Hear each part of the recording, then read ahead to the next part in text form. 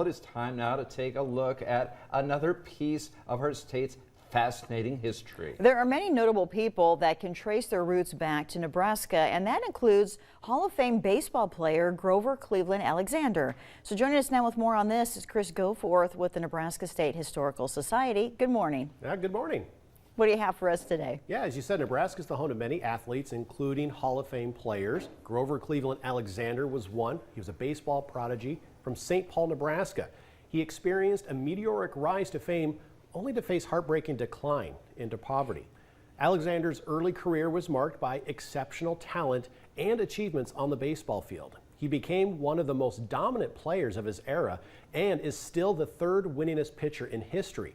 He also still holds National League records for victories, career shutouts, and complete games. He was also one of the first 13 inductees into the Baseball Hall of Fame. Now, one of his greatest moments was in Game 7 of the World Series in 1926. Alexander came into relief in the 7th inning, and this is footage actually from that game, and he came in and struck out Yankees' Tony Lazzari with the bases loaded. He ended up finishing that game, solidifying the win for the Cardinals and giving them the World Series. And again, this is an actual clip of him pitching to Tony Lazzari in that game. Now, unfortunately, though, despite his professional triumphs and the financial rewards that came with them, Alexander faced significant personal challenges as well. He suffered from deafness due to artillery shells when he was serving in World War I. He also struggled with alcoholism, which significantly impacted his personal and his professional life. Despite his amazing career, he lived in poverty in the later years of his life. Now, Alexander's story serves as a poignant reminder that even those who reach the heights of success can still be vulnerable to the personal struggles that can lead to a tragic fall.